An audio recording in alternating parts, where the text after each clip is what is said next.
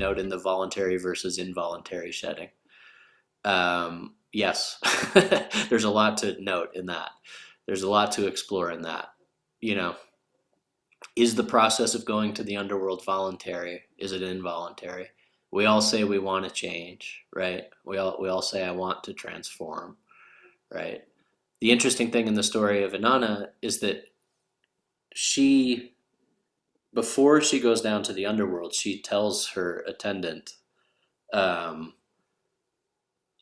here's what to do if I don't come back. And she puts all the things in place so that when she goes, she can have those things removed. And there is like a rescue plan, right? And so there is like a voluntary aspect of it. She's voluntarily stepping into the abyss. And yet she also knows that in going on that journey, it is going to be a journey that then happens beyond her own individual will, right? So this balance that all of us tread, right, between like the want to transform and then the understanding that if we want to transform, that we're not going to be able to guide the process the entire length of the way. This is like, I mean, this is the beautiful dance, right? The dance between allowing and doing. The dance between saying, okay, I'm making the choice to step into the ritual that I know is going to be fairly intense. Like if you've ever done like an entheogenic ritual or something like that. I have set my preparations. I'm stepping into the ritual space. And then what is the actual practice once I get there? The actual practice is layers upon layers upon layers of letting go and letting go and letting go and letting go, right? So the 12th Yoga Sutra says Abhyasa Vairagya Abhyam Tan Nirodha. And what that means is, um, you know, the conjunction of consciousness that we seek, the yoga, comes through the balance of showing up and doing the practice and allowing things to be exactly what they are. Allowing things, right? That balance of like, yes, I like, you know, you can even see like the mantra as the creation, the establishment of adornments in the consciousness, right? Like I do the practice over and over and over again. I adorn, I adorn, I adorn here in the upper world, so that when I'm called to the underworld, I can just allow things to be as they are and let go, right? In those spaces. And then we find that the adornments that we have built, the ritual structures that we have built, the repetitive practice that we have, it forms a foundation so that we have something then to come back to, right? But that, when I step into the entheogenic space, for example, I want to have everything in order, right? I want to have everything like a good cocoon, a good container, so that in that ritual space, then I can let go, let go, let go, let go, right? And this is the great balance of spiritual practice. I mean, this is the balance of spiritual practice. Yeah.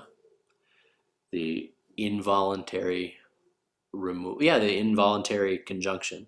And yeah, and Elizabeth, what you brought up is there in the chat about, um, mythological rape stories and like the surrendering to the powers of nature.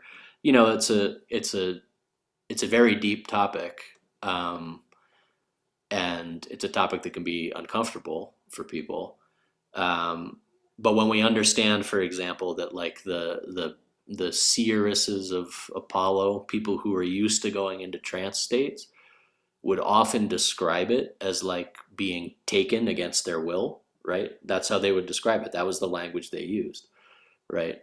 Um, yeah, there's even there's even an etymological link between the word rape and the word rapture and the word rapt.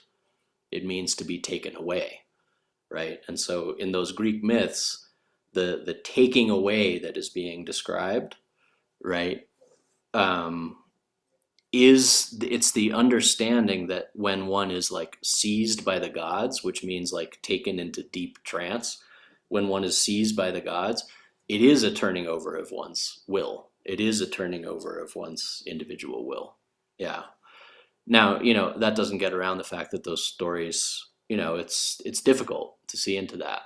Um, you know, and it also plays into, obviously, in the Greek case, like a lot of sociocultural oppression that existed at that time, right? So the reason that that language was so familiar was because that was, you know um, like part of what was going on. But this is interesting because in trance traditions, the turning over of agency, the turning over of one's will, is a huge part of the story. And so trance traditions from Greece to Africa to India will always speak of this journey of being one in which, at a certain point, there is a surrendering of agency. But like in the Afro-Brazilian traditions, for example, there are so many systems in place, protocols in place, down to the garments that are worn and the beads that are worn. Everything has its place and its significance to facilitate the person being okay just letting themselves be taken by trance consciousness, right? To let themselves be taken in that place by trance consciousness.